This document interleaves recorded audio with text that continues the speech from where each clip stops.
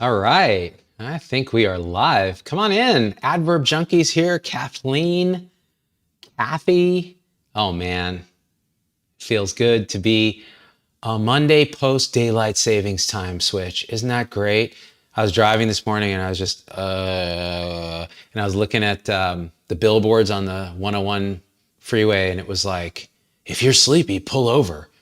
And I was like, well, every single person on the road's going to pull over. Like, the whole time change thing is the stupidest crap in the universe because it dishonors the innate circadian rhythm of humans and artificially tries to F with it. You know, it's like, why? Oh yeah, you want more light here and you want less light here. And it's like, how about you just move when we have to work to later or earlier, depending on where the sun is? Because guess what? That's what our ancestors did.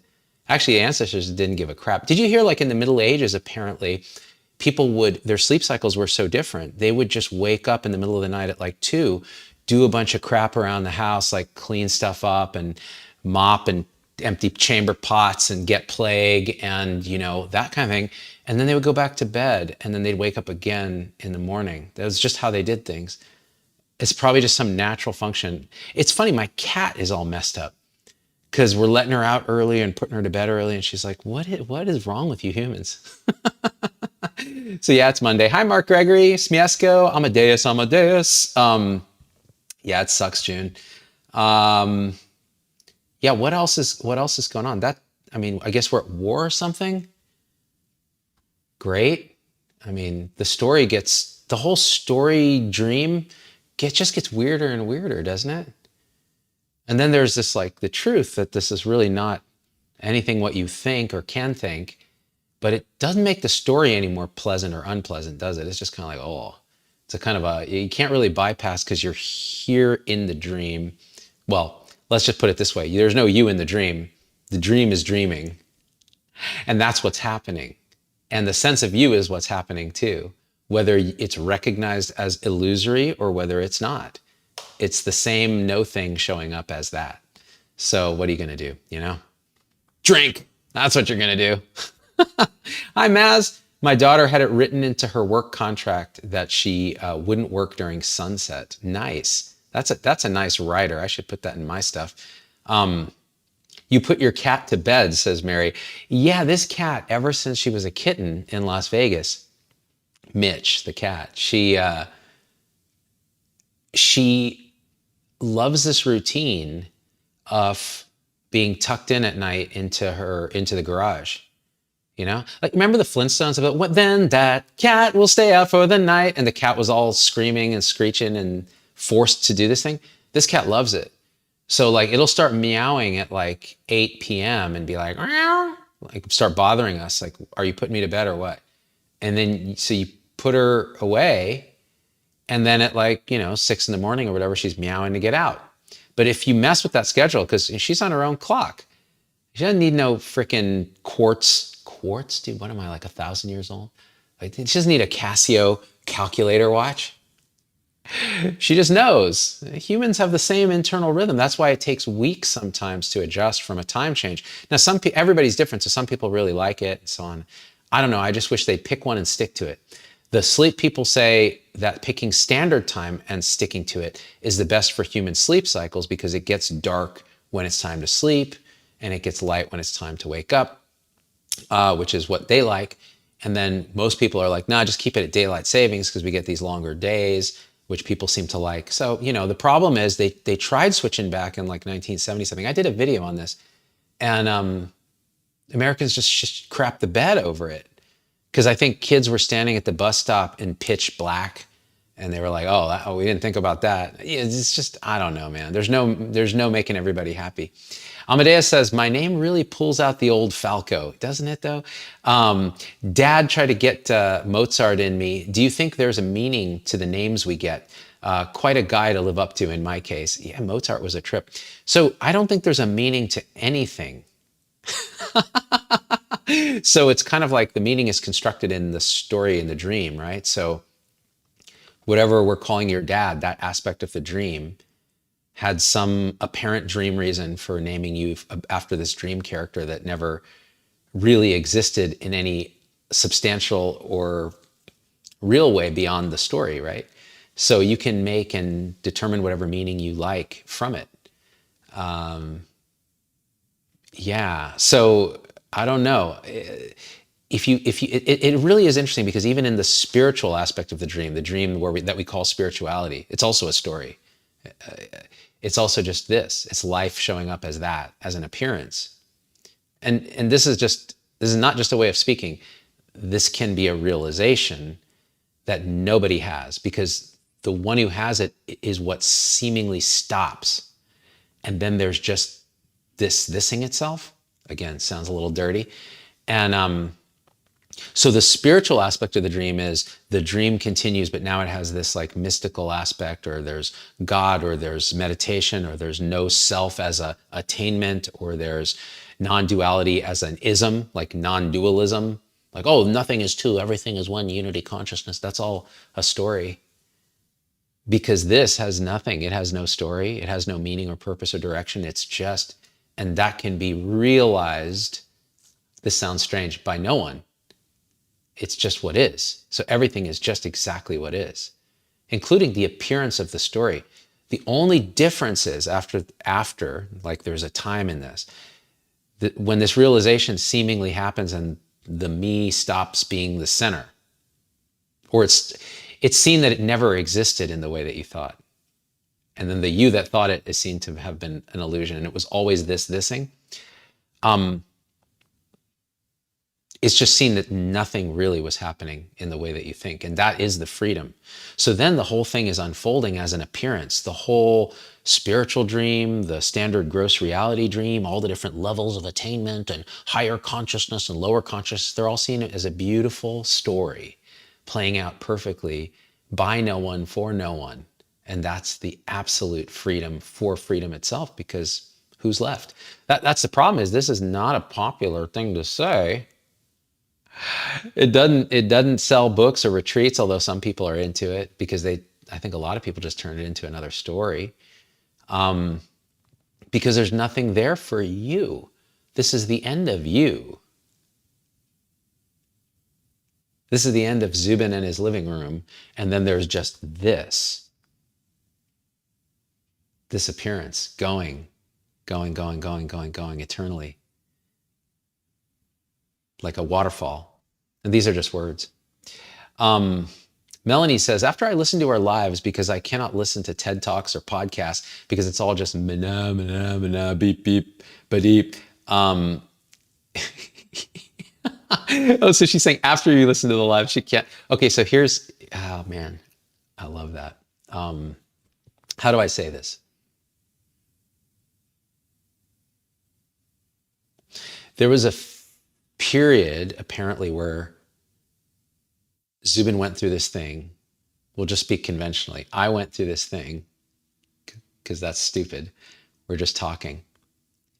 Where none of that, like TED Talks, podcasts, TV shows,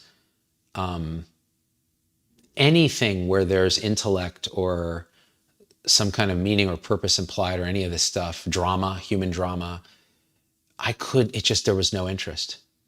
It just died. It was like, nope.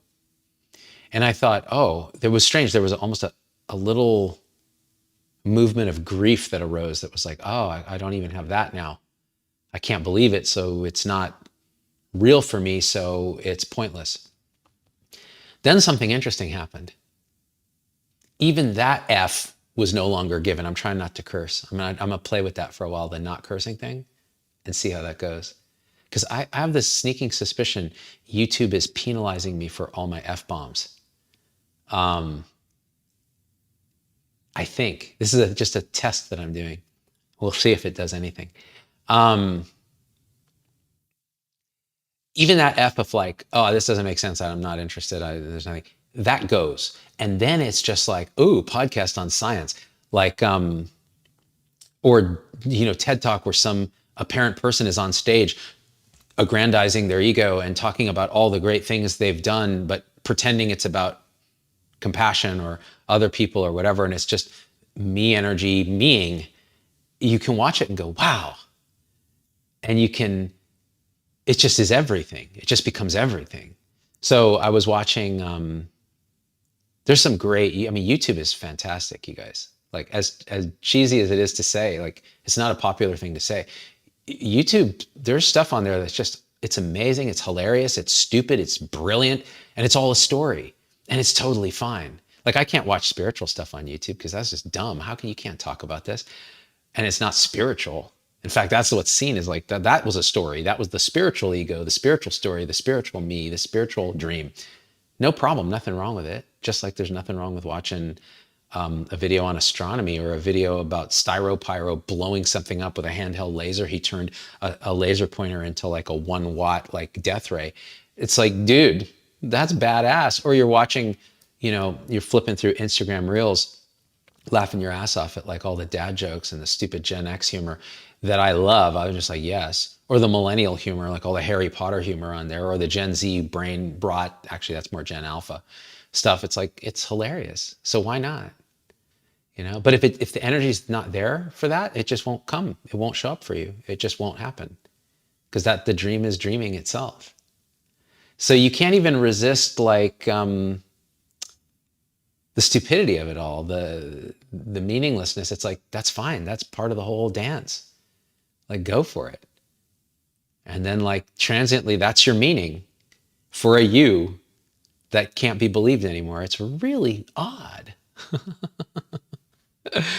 Oh man.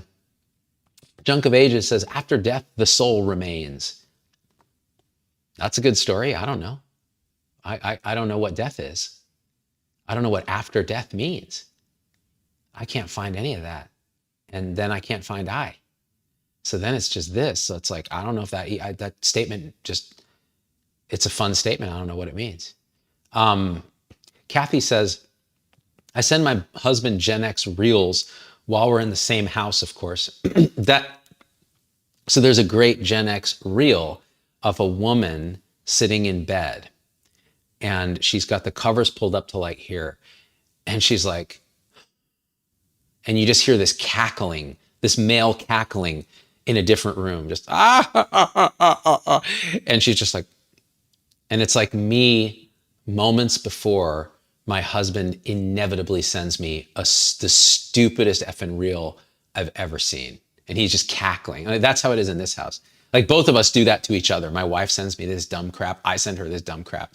And we giggle and chuckle and we look at each other's crap and we're like, I don't get it. Sometimes we get it.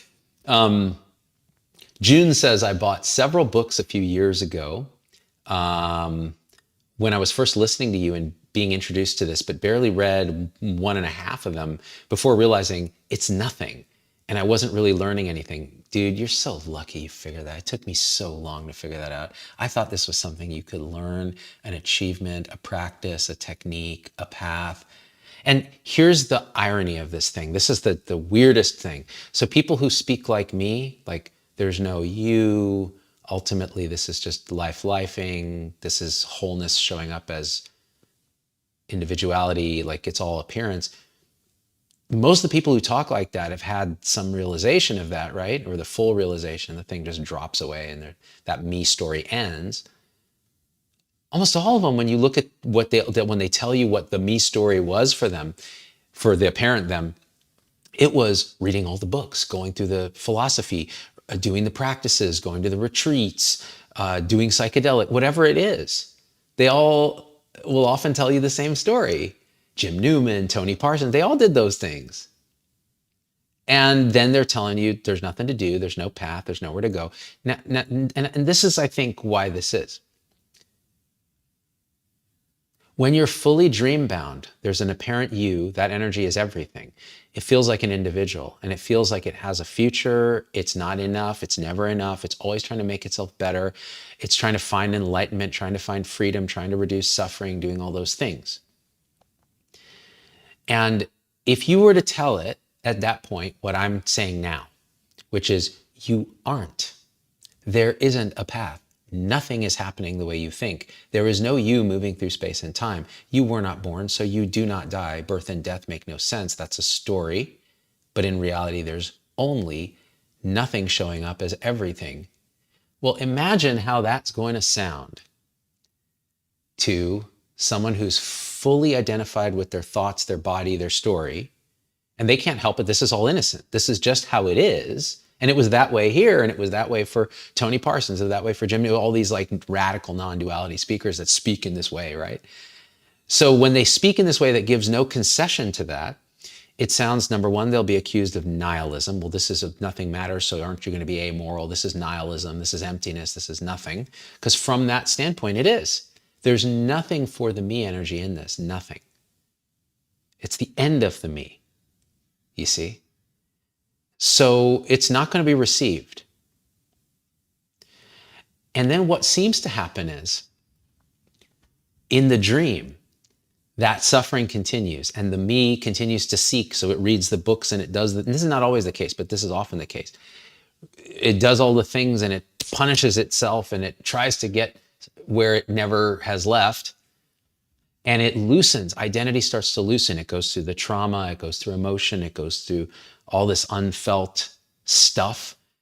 And then a Jim Newman or a Tony Parsons or Zubin comes along and says, hey, you know what?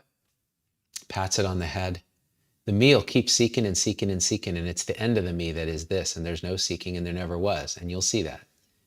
And something is now able to hear that. It's not the me, but something hears that in the whole thing. This is just a way of speaking.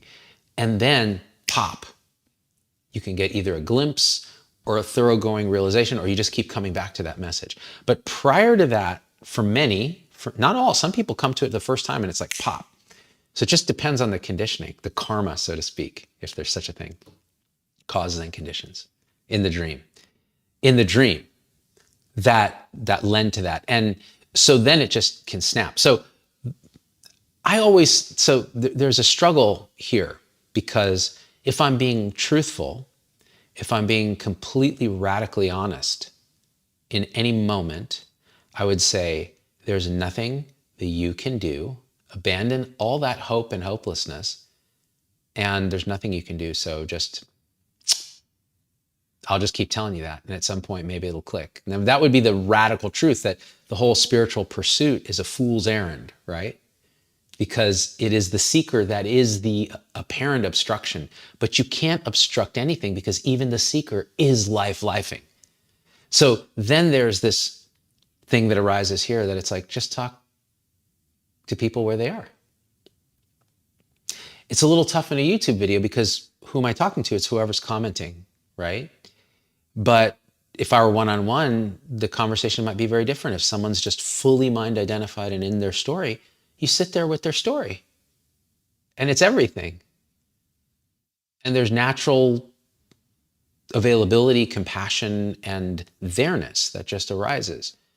Then if you're with somebody who's not even there in terms of the personal energy, that whole thing opens up, and it's just this dance and everything in between.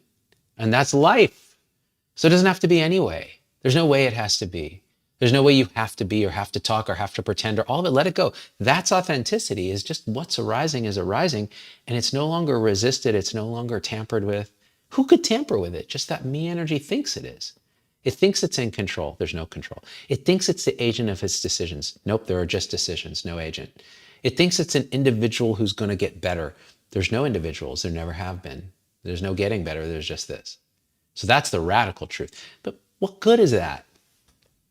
What good is that? How would that even make sense when you're talking and the dance is dancing and somebody's not in that space? It's like, well, I have no interest in speaking that way. For who is that? For who am I speaking then? Like, why is it even happening? I'm not doing it. So the words just come out. Oh, dude, yeah, work sucks, man. Fucking it sucks when this happens to you or that happens to you. And there's understanding, because for the character of Zubin, it did suck. So there's knowing of that too. You know, it's really interesting. This is a little meta. Dancing interstellar monkey. That's nice. It's been a long time and I've learned so much. Yes, but it hasn't, and you've learned nothing. Isn't that funny? So I'm just trying to pull the rug out, right? I know what you mean, and I totally get it, and I honor it, or it is honored. However, because I could say that here, I could say, my God, Like, I'm so different than when 12 years ago, 5 years ago, 1 year ago. Like, this is nothing like that. And yet, I don't know anything. I don't know that that's true. All I know is what there's just this. Like, I can't tell there's been transformation because there's not an I there that I can find that's stable, that changed. There's only the thing. Now, I could speak in a way where I could say there's memory that arises right now that says, oh yeah, I remember suffering in this way and I don't see how that's possible now. Or I remember not being able to feel certain things fully and I don't see how that's possible now. But who knows, tomorrow maybe that'll be totally different. Maybe it'll be possible again. Can't say anything. Can't be known. The knowing is the me that's trying to stabilize itself, trying to be continuous. Here's a mind F. There's no continuity at all, like at all. This is new.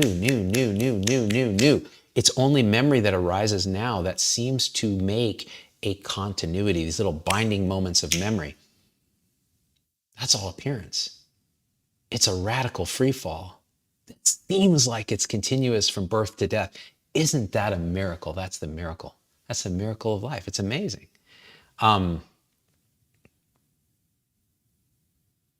Infinite Nothing says, it's a constantly flowing, I don't know, not knowing itself. That's probably a good way to say it. And it makes no sense, right? That's exactly right. Yeah. Dan Riddick says, exactly. Not even our thoughts are now. That's right. Kathy says, we can tell it's been 6 years. We've all changed. It's all changed. It's evolving. So there's various views, right, in the dream. And so Kathy in the tribe here, who's been around for a long time with us, can see the transformation. You can go back and watch my old videos and you'll see some change, right? But I guess what I'm saying is, from here, where Zubin is seen as an appearance that never really was, it's hard to own any kind of change. So it's a bit of a paradox. Everything changes and nothing's changing because nothing's happening to anyone. This is weird. Hey, Julia, it's hitting today. Yeah. So Julia, like, for you in particular, like, at some point the rug is just going to be pulled out of the whole story. Like, it's just going to be gone, poof. There won't be, but all of it will be felt fully. But then it's like there's no Julia, or Julia is seen like as this appearance, and then it's just wow, just this radical freedom. It can be very disorienting. But yeah, I have a sense that that's I don't know anything, so who knows? It doesn't have to happen either, because nothing happens. And also, so what? Like, there's no need for any of that, because this is perfect. It's exactly as it is. And yet I have a feeling, Julia. So whatever that means. You see, just everything is paradox. Let's see. John says, taint that far from the taint episode. It's all the taint, John. It's all the root chakra, the clown chakra. Amadeus, how do you relate to dream characters? I've had a while where I just wandered the city after doing a bunch of psychedelics. Can't do them anymore because it's way too destabilizing for my life story. Yeah, so psychedelics give you a little hack. They put you in the room of non-being for a while. They can, anyways.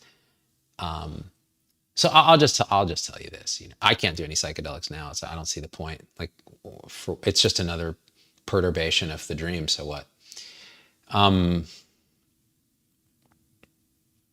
do I relate to dream characters? I don't. There's no relating to anything, because there's nothing here to relate to it. So there's just the full expression of the moment, the wholeness of this aliveness that's dancing. So let this settle for a second. You meet somebody, apparently a friend, that doesn't do any of this stuff, doesn't talk about any of this stuff. And moment to moment, there's a dance of words and energetics and body language. There may be physical touch, there may not be. There may be stories, there may be complaints, there may be emotion, there may be drama, whatever it is. And it is all perfectly unfolding. And there's nothing that it lands on, and yet it lands fully in this, as this, and it's perfect. And so there's nothing to do, there's nothing to relate to. There's a period where there's this turbulence, seemingly. At least that's how it was here, where I couldn't relate. Like, my old friends were falling away. New friends were like pretty kooky, spooky, empty people. And then that stopped. It was like, why? That just, there was still a holding there, a kind of a resistance. And then it's like, well, it's not. So now it's like, well, it's a very spontaneous dance. And it's true, I never really had a lot of sort of close friends, because it always felt strained or fake, even when I wasn't going through this. But the ones that are left are like the prime numbers. You know, they're the ones that's like, we can, my friend articulated this to me perfectly the other day, because his wife was saying, we were talking about different things. And one of the aspects of Zubin is people seem to, people of all different stripes, for some reason, seem to like to talk to me or hang out and tell me about their stuff. And his wife was asking me, what do you think it is about you that does that? Because it's a bit of a mystery, because you're not trying to do that. You're a bit of a misanthrope, if to be honest. That's what she was saying, and she's right. I think humans are kind of crazy, myself included. And my friend said, you know what it is he lets you be you, and you don't feel like you have to put on a show. And that's very relaxing, and you can be open and vulnerable and honest. And I was thinking about that, because I don't know. And I was like, well, yeah, maybe that's just because that's how I feel like I have to be. Like, I have no choice. I have to be open and vulnerable and honest. So how could I judge or expect anything from you in that moment? Now, here's what's interesting. You can leave the interaction, and then judgment can arise, resistance can arise, those things can arise. But in the moment, it's all in. It's full acceptance. Because afterwards, it's just thought. It's just thoughts arising, and you're accepting those fully. But you know they're not real. But it's like boom, boom, boom. And so I was feeling into that. I was like, yeah, it's just they used to use the term presence. You're just present. But I don't think that makes any sense, because how could you be anywhere but present? There's only the present. There isn't even the present. There's only this. So yeah, I was just kind of feeling into that. Like, what is that? And it's just a radical acceptance of what is in that moment. And that includes, like I said, resistance, conflict, emotion, drama. It's just so it doesn't stick to anything, because in the next moment, it's not there. Chris, hey Chris, grilling chicken. I love it already. I'm grilling chicken tonight, actually. On the grill with Z-Dog on the speaker, watching the sunset. Jealous? Very. I suppose I could show, here, hold on. I'll show you what my scene is like, what I'm looking at. So I'm in my kitchen here, living room. There's the view out the door that I'm looking at right now. So it's not terrible. It's pretty good, but it ain't grilling chicken. Look at all these plants. My wife, she's got some mint growing here. She's got all these like little snake plants, and then over here, all these plants. And then look at this, look at this. So many damn plants. She's a crazy plant lady. It's fantastic. I wouldn't have it any other way, at least if she's within earshot. Hold on, let me fix this thing. There we go. Let's see. Oh, there's so many comments. I wish I could catch them all. You guys are on fire today. Bruh,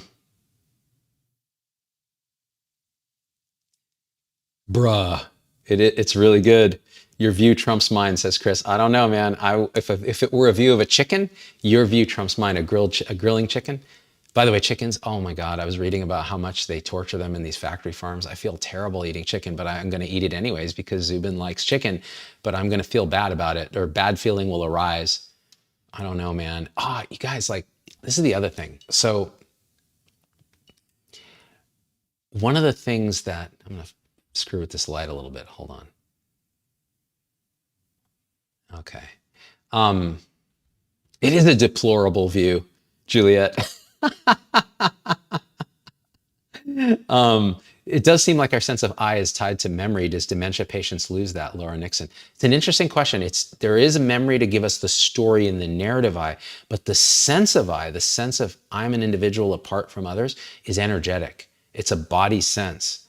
And that's much more tricky. It's much more enmeshed in moment to moment experience, and it doesn't necessarily have a story, except for this natural pulling back into a subject in a world of objects.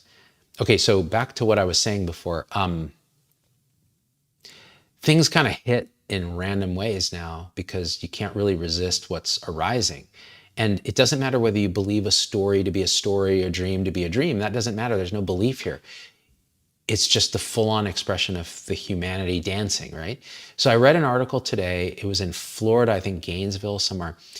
There was a high school prank that went bad, and these 18-year-old boys like went to go toilet paper this 40-year-old teacher's house. And apparently the wife was saying after the fact the teacher kind of expected it, and it was all in kind of good nature a little bit. And so when they came, they're throwing the toilet paper or whatever, and the teacher kind of ran out into the driveway. And the kids tried to, escape in their cars. There's 2 cars.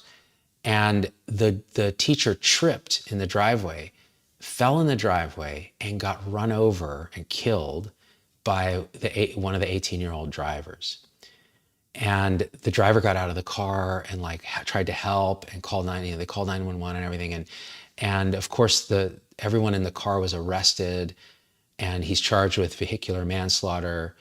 And when I read this story, I just burst into tears, because imagine, this is, again, you can pull up this image now. You can pull up the emotion now.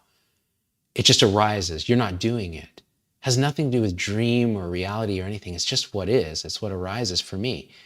And it's like this teacher that people loved, these kids playing a prank, which everybody does when they're that age, and this colossal disaster, and how the kid's going to be traumatized forever. This person lost their lives. And what did the wife say? The wife said, I don't want to press charges. I don't want to ruin these kids' lives. This was a prank that went wrong. I mean, your heart just explodes in agony. That's what happened to me this afternoon. And I was just I was taking a shower, and I was just bawling and wailing and screaming. I don't know these people. And it's kind of like that now. People talk about nihilism, and they talk about detachment, and they talk about the end of suffering and all this bull crap. It's so strange not cursing. And what it is it's just life felt full on. And honestly, I wouldn't have it any other way, because it doesn't stick. It's like that expresses, it comes through as this energy of just agony, and then it's gone. And it's the same with the chickens. And it's the same with, reading stories about how they treat calves that are taken from their mothers. And it's the same. And then I'm eating a steak. There isn't any big meaning or cohesion or purpose. There's just moment to moment. And then the actions arise from nowhere. The decisions arise from nowhere. Maybe the decisions arise to maybe eat a little less meat and a little more whatever. Who knows? I don't know. Ethics, I don't know what that means, except that they show up. People say, well, then wouldn't you just be a mass murderer if you think this whole thing's a dream? And it's well, go and try then. Can you do it? Because you're not doing it. You're not making these decisions. You don't even have the agency to decide to be a mass murderer.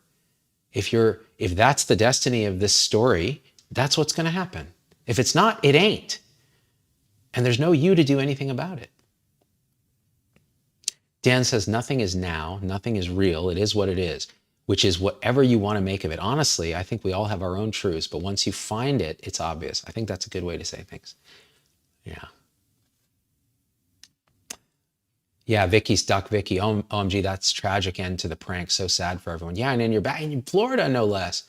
Oh yeah, Vicky's crying too. It's the saddest thing. Like I don't want to start crying now because if I really start thinking about it, I'll burst into tears. Although I think most of that energy moved through, and then it is kind of gone. Like I can feel twinges of it, but it's kind of gone because it's such a tragedy. It's like these people are graduating high school. Do you want me to go through why it's a tragedy? It doesn't matter. You feel it. It's like they're graduating high school. They do a prank on probably a teacher they love. They're doing this thing. The teacher comes out as, good-naturedly trips. And then this poor kid, right? Probably didn't see him. Who knows what happened? And then the poor wife who's lost her husband has this like such an open heart that she doesn't want to torture these kids and ruin their lives. I mean, and then they say like humans are so terrible. I was like, I don't know, man. you know, I don't know that we're terrible or good. We're just this. It's magnificent. It's marvelous. It's tragic. It's all of it. It's all of it. Even the dream, the fact that we believe it is a tragic comedy.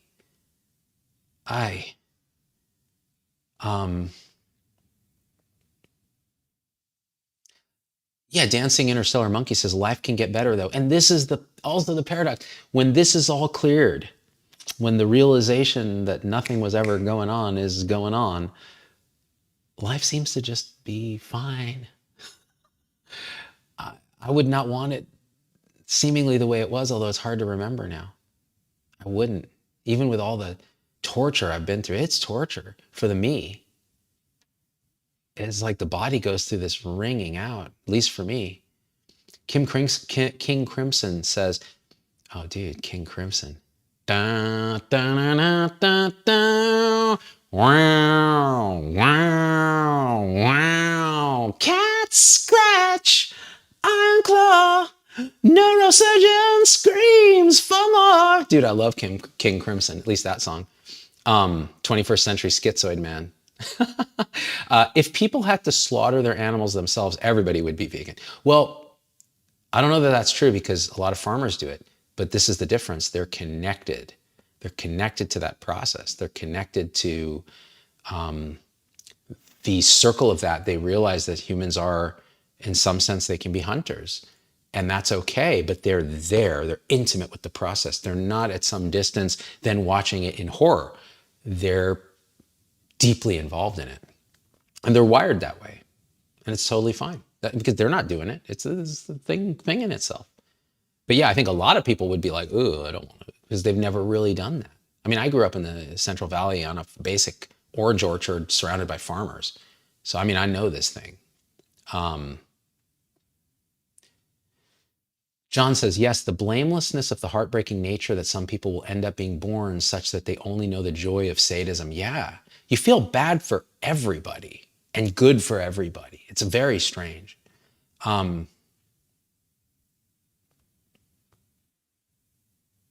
KB Shrink, my empathy is too large. I can't eat anything that moved because of it. And that's how you're wired. That's how you're wired. I think it becomes tough because some people are wired to judge others or to want to be an activist for something, which is all fine too. But you're wired to not be a part of that kind of suffering. And that's beautiful too. Beautiful. Yeah, who hasn't TP'd a house, Julia? Exactly, I've done it. And I've had my house TP'd. Rigpa, you need to understand why a past action was horrible, but you also have to realize that it was your suffering that sucked you into it. Yeah, I mean, it's delusion, right? And then you can see it, and I think it is. So this is actually, Rick brings up an important point. Part of this process, apparent process, for me has been going through all of my past spontaneously and re-feeling it through an understanding of, oh, this is why the conditioning was that way. This is why that happened. This is what it did here. This is why that conditioning led to this. And it's story, but it somehow seems to be part and parcel of the whole realization, is going back for all the parts. And nobody does that. It just seems to happen. And then at some point it's seen that that was all, it doesn't matter. But like I said earlier, that seems to show up for a lot of people who clear this sense of self. They don't do it. The sense of self, story of me kind of is seen through or stops. And it's not seen through by anyone. That's why it's really weird. You can't give it agency. You can't even make it an event. That's why there's no awakening, because who would wake up? Awakening is a stopping of an illusion being believed by no one. It's so strange, because it's always been that way. Vicky says, as a physician, I get to hear glimpses of tragedies all day, which is a curse and a blessing at the same time. It is. It's beautiful. That's what I loved about being a practicing doctor, was you get to be with people when they're having the worst day of their life, and they let you. It's a gift. It's really a gift. And the best days, you know. Is Risa here? Yes, Risa. So late, miss all the things. Hi for a moment. Hi for a moment, Risa. I miss you. We got to catch up. Just hit me up. Yeah, and Rikpa says, if you're disturbed by your past actions and views, it's because you're better now. I mean, that's a story in some sense, but it's the truth in the dream. It's like, yeah, like those things now bother you, whereas before you were defended, or you were still suffering, or still going through the same karma conditioning that caused them in the first place. So they just repeat, and you never really see it. Duck, duck, duck.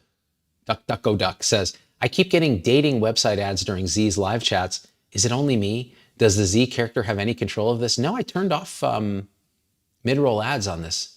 So I don't know why, it's just you. Maybe other people are getting those mid-roll ads. Are you saying it like interrupts me and it does a whole video, or is it like a little thing on the side? The little thing on the side may happen, but I turn off the little mid-roll ad thing. In fact, YouTube is giving me a notification. You should enter a mid-roll ad right now. And I'm like, why would I interrupt this beautiful face for a dating site? Beautiful face. Julia says, I received photos of my coworker's baby girl, got excited and sad for her, and said an affirming prayer for her resilience. There you go. Perfect. Perfect expression. Julia-ing in that moment in response to the whole, which is not separate from Julia. That's the thing, is because there's no Julia, there's no separation between what we're calling Julia and all of it. And so the friend, here's a mind tweak, okay?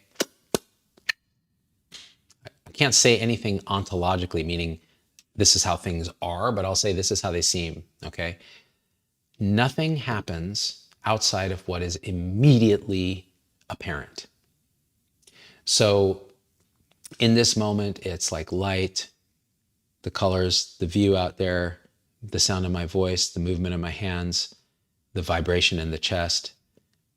And anything that could possibly exist outside of that doesn't. It's only that.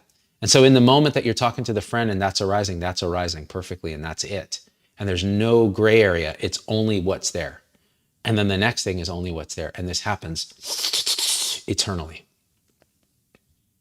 Not in time. Like a waterfall, just, and there's only that. So when we think, oh, but what about Jupiter right now? Or what about Uranus? What about your anus, butthead? Yeah, what about your anus? I am Cornholio. Well, that's a thought right now. And then it's gone.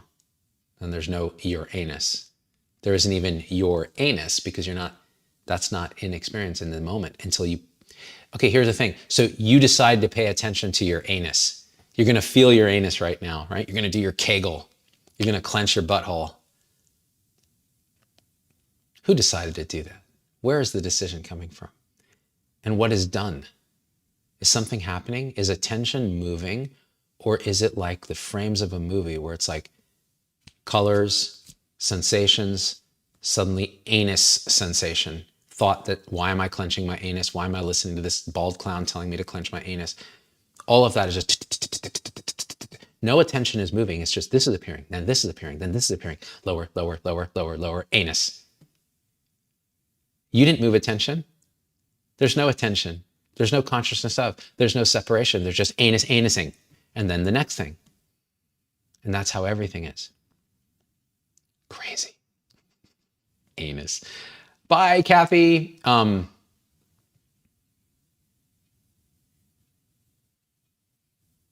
see. Heather Thomas says, this is a fight in my head. I want to believe the only thing real is what's around me, and then I feel guilty for crashing out of world events. So guilt is arising. Thoughts of world events are arising. The desire to go do something arises. Opening your news app arises. There's nothing wrong with any of it. It's fine. For me, those events seemingly arise in sequence and then they fall away. But ultimately, if I sit and I reflect, none of it's happening. But that doesn't mean that Zubin isn't going to go Zubin. He's not going to, worry isn't going to arise about my genetic kin in Iran and hopefully they'll get free and this and that. That may arise. Zubin may worry about gas prices. Zubin may worry about, like, that could arise. So even the resistance to that goes because that's another attempt at control by an illusion, and that's seen through. So then it's like, well, okay, I guess I'm worried about the news now. And then I guess I'm not. And then I am again. It's all fine. It just doesn't have a reality. It doesn't really hold. Paul Hederman has a saying. He goes, you just travel a lot lighter. Bear Mind says, I'm happy that you come on more frequently these days. I love how you express this message. I listened to Jim Newman interview. The ego can't hear his message, but something totally resonates. That's it. So Jim Newman's interview with Sam Harris that I mentioned the other day, there's something about his message that resonates with something, and it's not you. The ego cannot hear that message because it's the end of the ego. There's nothing in it for it. Ego is the same as me saying the me energy, that contraction, that sense of separation, that sense of me moving through time and space with a story. All of those are the same thing, more or less, some variant of the same thing. Oh, dude, King Crimson quoting the Kenny Rogers from The Big Lebowski, dude. I just checked in to see what condition my condition was in. Yeah, oh yeah. Little pitchy Z-Dog. Dan Riddick, talking to Heather. Let's see, Vicky, do you have any known family over there? Probably, but they're not known. Because genetically, I'm like 100% Iranian, even though my parents are from India, because they fled Iran. One side of the family fled in the 20th century. The other fled like much longer ago than that. And we're Zoroastrians, which is an ancient Persian sort of lineage.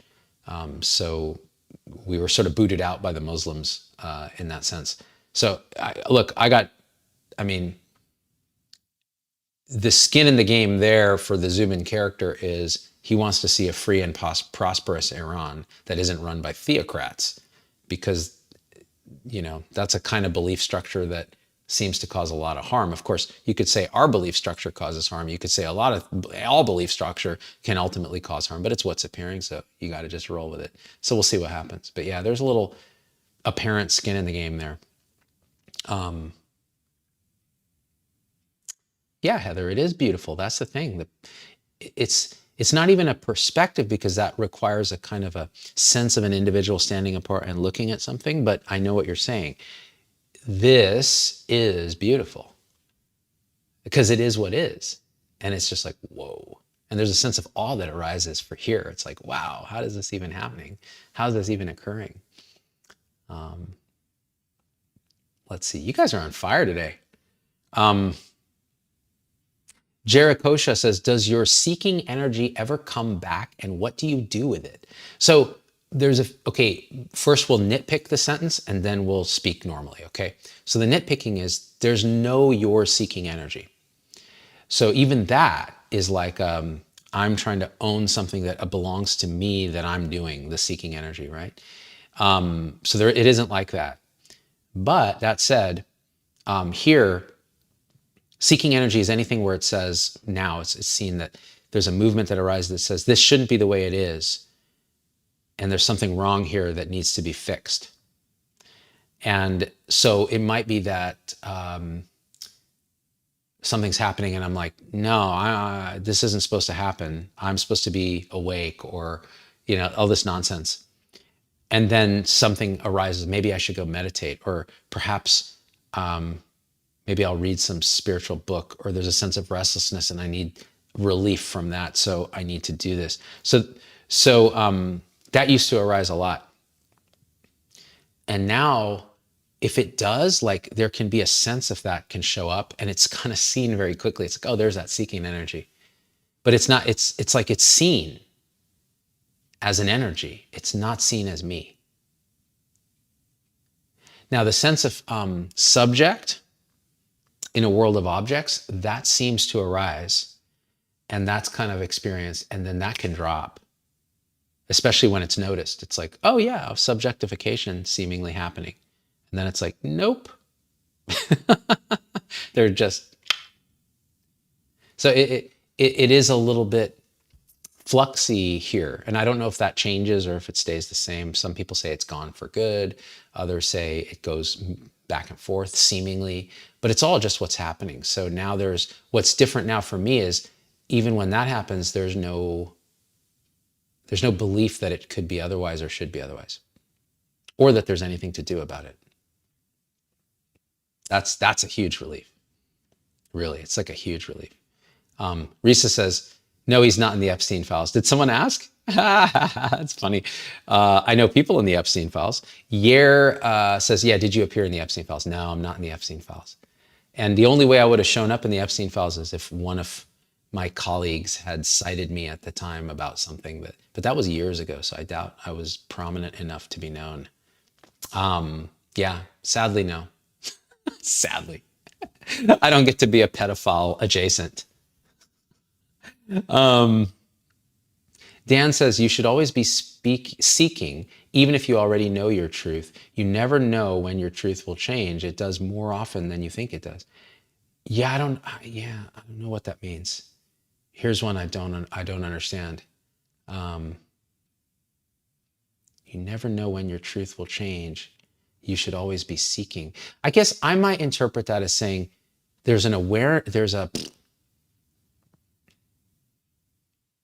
no, I can't say anything about it. I'm going to say there's an awareness of your internal state, but there's no internal state, and there's no awareness of. It's impossible to talk about because something just leaves. Something's just gone that ultimately cares about any of that.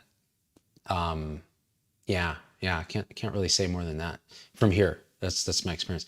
Laura Nixon, do you think if there's a big tragedy in your life that you would get pulled back into the story? Oh, instantly in that moment, yes, in that moment. Just like I read the tragic story in the news and I was fully affected by it. That's how it would happen here, and it has happened. But the difference is you just do the thing. And there isn't this like second arrow of like, oh God, it shouldn't have been this. Oh my God, that just doesn't seem to happen. And that's a huge relief. But yeah, you get pulled in. The story becomes everything. You get annoyed with the neighbor, or you get whatever it is. Like today, I pulled into my parking spot at the studio, and like the neighbor had parked like right halfway into my spot, and I'm like, screw this guy. I'm like, I ought to do this, I ought to do that. And then it was gone. And then the next thing. Whereas otherwise I would have ruminated like, oh man, this guy, how dare he disrespect me? It's like, it's just hemming. Doesn't mean that I'm gonna tolerate it. Might mean that you put a note, or you give him a call, or you do something, or if it happens again or whatever, right? So it's not like you become a pushover. Quite the opposite. You become radically honest.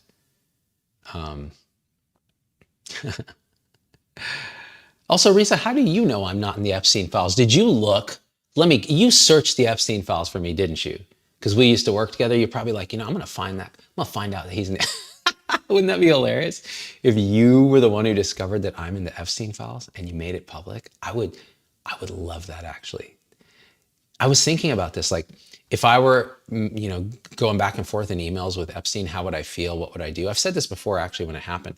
I'd be like, dude, long before these files were released, I would have been like, dude, I knew Epstein. I used to email with him. We used to talk all kinds of shit. And then I realized he was a pervert and I stopped talking to him. Like, it would have been that. I'd be like, yeah, I feel gross. I'm a dummy, but that's how Zubin was. Like, how about some radical truth, gang? Why we got to justify everything? It's just like, no, that happened. It sucked. It was dumb.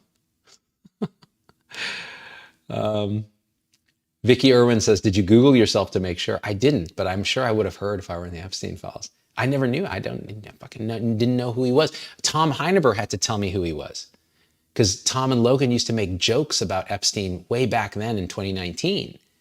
And when he offed himself, they were making jokes about, the conspiracy that he didn't kill himself and all that. And I'm like, who's Epstein again? These millennials always got to teach me my business. That's right, Dan. I didn't have the privilege of being in the Epstein files. I wasn't rich enough or connected enough. Yeah,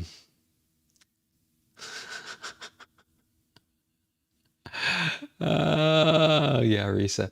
But also it would make for so many fun videos. Vader would definitely be back. Oh yeah, Vader talking about Zubin, about Z-Dog getting into Epstein files. Amazing. Dude, so AI has gotten really good, man. I watched a clip on YouTube, a video on YouTube the other day of Anakin Skywalker as Darth Vader versus Pinhead from Hellraiser. And they had this whole story unfolding about, the Emperor found the little box and Vader wanted to bring his wife back. So he summons Pinhead and Pinhead's like, the suffering. And they had this whole, I didn't get to finish it because my wife walked in and she's like, what are you watching? I'm like, nothing. Just watching AI fan fiction of Star Wars. I was embarrassed. I was like, Red Rock Engineer, good to see you. Zubin, the Z-Pups would tell you if you were in the files. Dude, did I tell you this? So they were like, when this all happened and, people that we knew were showing up in the Epstein files, they were like, you're in those files, aren't you, Dad? And I was like, what on earth would possess you to say such a thing? Like, are you kidding me? And they're like, yeah, because we know you're such a butthole and you know all these people. And I'm like, I do know a lot of these people and I am a butthole, but I was not Epstein adjacent, yo. Well, maybe adjacent. Not that adjacent. Yeah, that's funny. Everybody's searching the Epstein files for themselves. That's an ego move, man. It's like, am I important enough to be in the Epstein files? I'm gonna stand back a bit so I can see your comments even better. Hang on here. Okay. Risa says, you wouldn't even admit you were watching to Margaret. I did. I was watching some like AI Star Wars fan fiction and she's like, I'm gonna leave now. I'm like, no. Because we were out in our shed, the shed where the three of us hung out that time. It was so much fun. So I was like just watching all the Star Wars stuff because she was doing work in the house. And then she comes out there and I hear the door knob turn. And I'm like, it was like watching porn, like you got caught. You're like, oh, and I backed out of that YouTube thing. She's like, what were you watching? And I was like, oh, it was some AI thing with Darth Vader versus Pinhead. And she's like, I'm going to leave now. I'm like, no, I don't need to watch it. But we can watch something else. Juliet says, do you feel better or worse than 7 years ago? Or is that a silly question? No, there's no silly question. And also every question doesn't make sense. But I cannot say anything about that character then, because even the memory of how I felt doesn't make sense, because now it's known that you cannot incorporate any present moment experience into memory properly. So how I felt 7 years ago when I was hanging out with Tom and Logan and we were traveling the world and doing talks and making rap videos and all that, I'm sure it was fine. I have no idea. But I know now, with everything that seemingly happened in between, a lot has been churned through, and this is an unrecognizable state. If that makes any sense, and it probably doesn't. Let's see. Yer says, nope, I just truly don't give an F, LOL. I'm gonna be me regardless of the situation. Haters gonna hate, but I don't give an F. Yeah, or no, that's Dan talking to Yer. So what did Yer say? Let's go back. Yer said, talking to Dan, did you read the book? I liked it. It was a podcast between Zubin and Mark Mason. I don't know who Mark Mason is. I don't think I ever did a podcast with Mark Mason. Okay.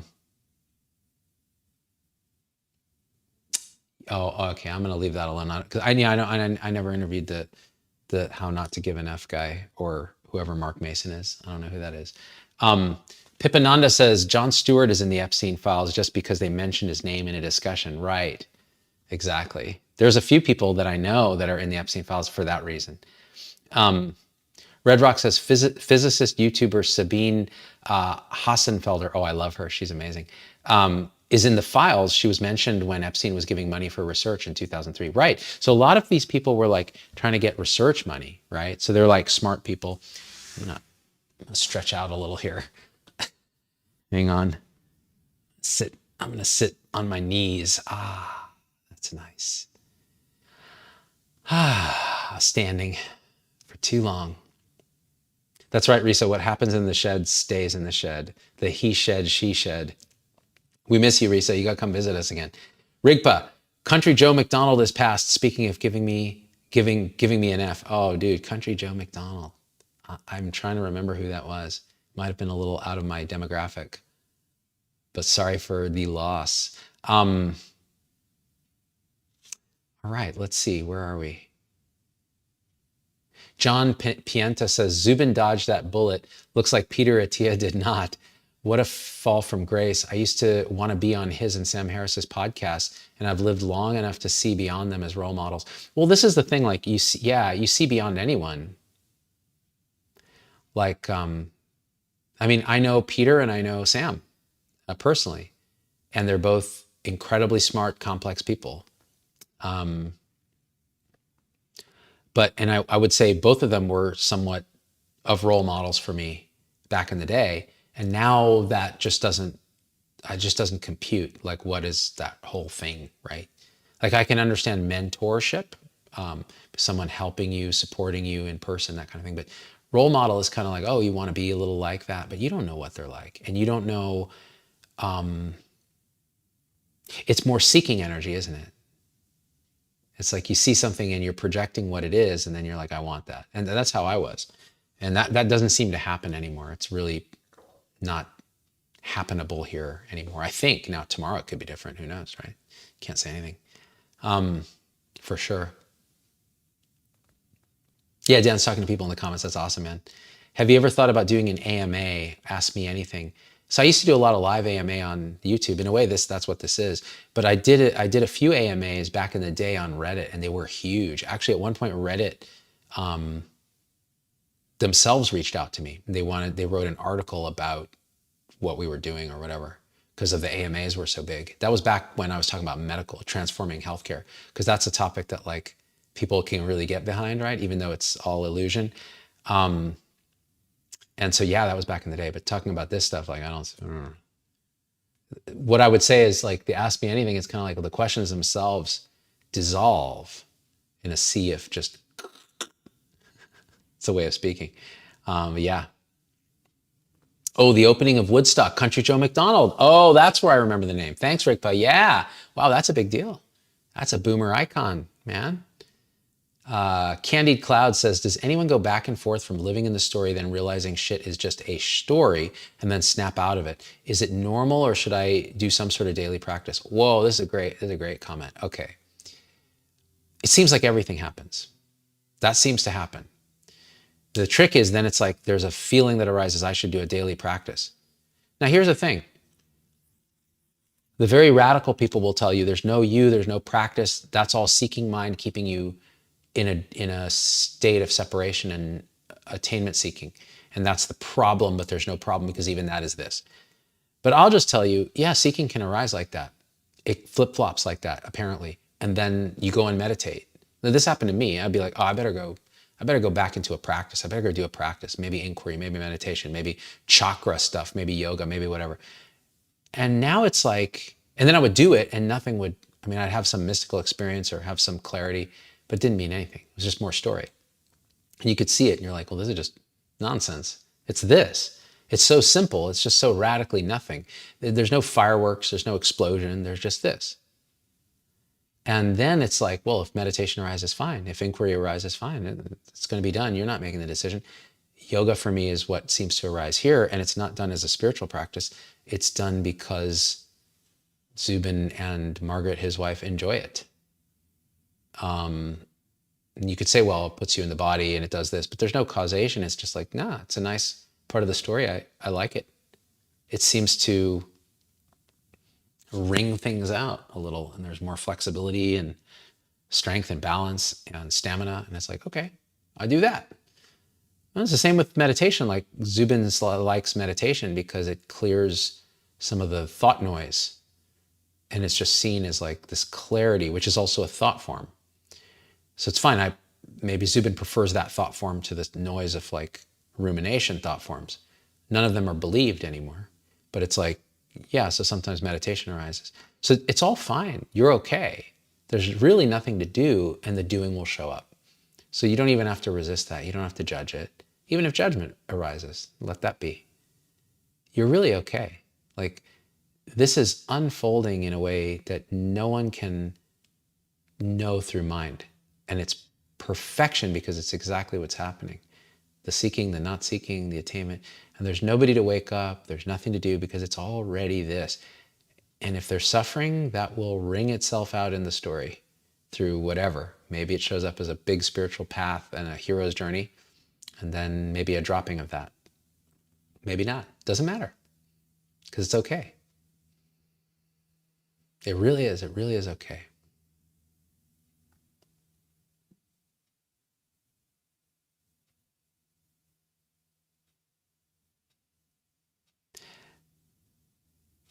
Yeah, Risa says, if you want to be on a podcast, ask yourself why. It's a great point, because it's like, why do you want it? Why do you want to do that? Maybe you admire the person, again, role model, and you just think it'd be great to be adjacent to that. Maybe you have something you want to express.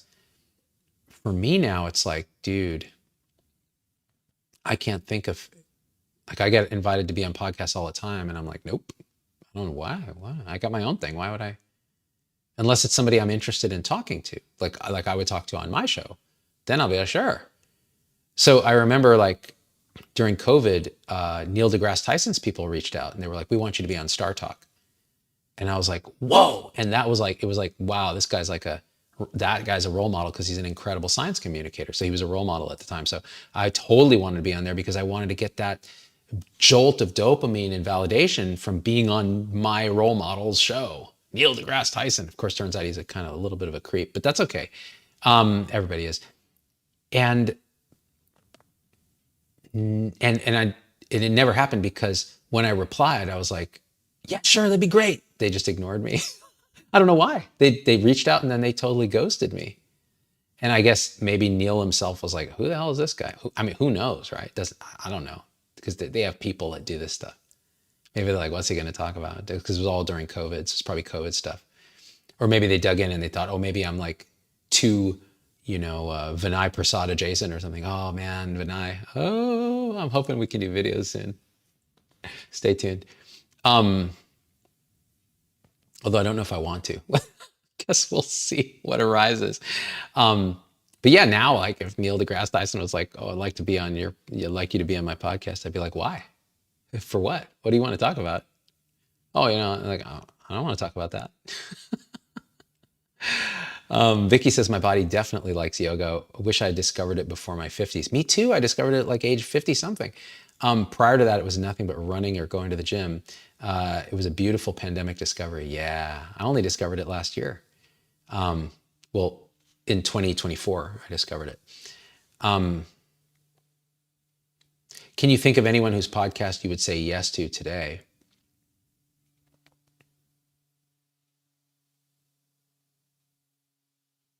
I don't know even anyone who has a podcast that I would want to be on. I'd go on the Severance podcast just because I enjoy the show and the podcast is funny. But for what? What would I say? Nothing. That'd be purely for entertainment. No, I can't think of anybody. Joe Rogan? Nah. Rogan's not interesting to me. He's like, I've seen so much Rogan over the years, and I've seen the kind of different guests and all that. And it's like, he can sit with anyone pretty much. I have no interest in it. It's all just story. Like, he's a curious guy. He's got his pluses and minuses. I could say things, but it's like, so what? Who cares? And who would I be reaching? About what? This is not a message that I care that anyone hears. Like, the people who are drawn to it are here. They're here right now. You're watching this video because you're drawn to this. Why would I go try to find you? And also, who am I evangelizing to? There's nothing to evangelize. This is the end of you. It's not something you can want or want for someone, because there's no someone. What's up with Vinay? Just hearing about him today. Oh, yeah. That story will come. Stay tuned. I can't say anything. Let's just say anything you read, hear about in the news is wrong or partial. Always. Just know that. I've known that for years, but like I'm telling you, that's the case. Dan says he's not interesting, but he interviews some people with interesting thoughts. Even a lot of them are dumb. Yeah, I mean, that's true. He gets everybody. So it's kind of like there's nothing even really particularly special because he'll interview anybody with a prominent thingamajig or a book or a whatever, you know. And he's curious and he's interested and he's a great interviewer. And I love those 3-hour conversations because it breaks people down and makes them be them much more. So you see them for better or for worse. I think that's a real gift that he has.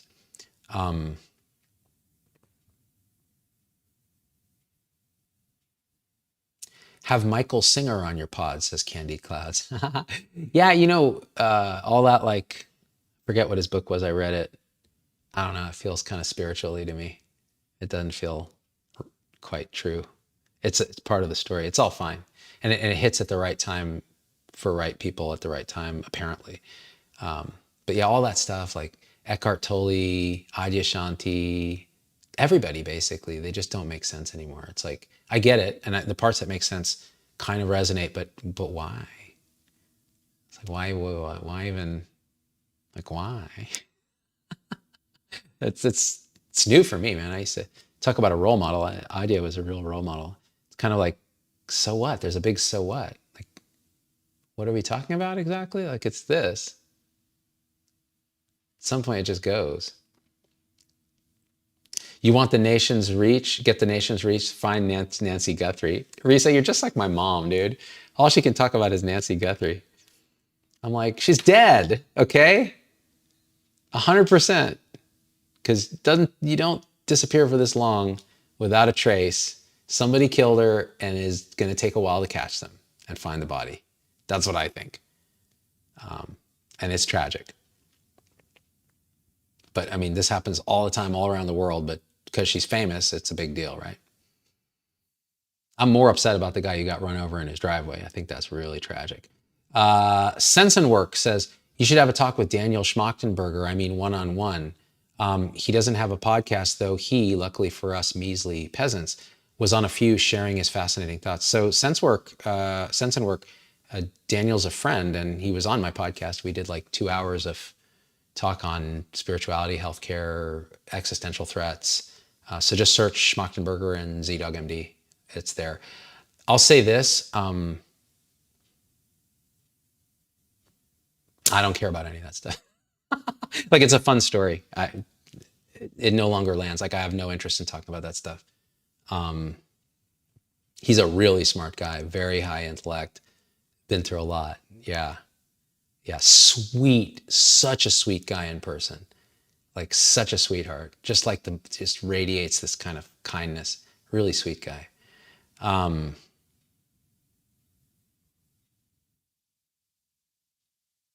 Let's see.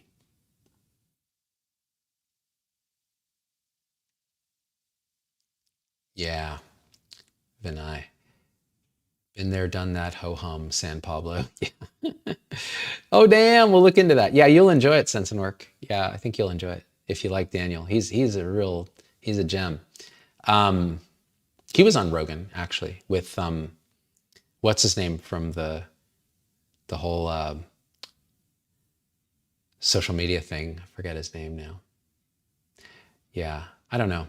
There's a whole influencer industrial complex that I no longer want to be have anything to do with. Just don't care. At some point, I did care. Yeah, Z-Dog ain't got time for saving the world. That's right, John Pienta. I want it to burn. Just to see what that texture is like. No, that's not true. Maybe it's true. All right, gang. I think we did a thing. This was a lot of fun. Wow, 1 hour and 15 minutes. That's how long we've been going. That's crazy. Oh my gosh. Yeah, that's right. Dan says, I no longer want to be involved in social media, he says on a YouTube live stream. I know. The paradox of Zubin. Oh man, but I love you guys. How could I leave you? Come on. We can't. It just can't be done. That's why I talk about this weird shit that nobody cares about. to like 100 people, you know? It's like, great.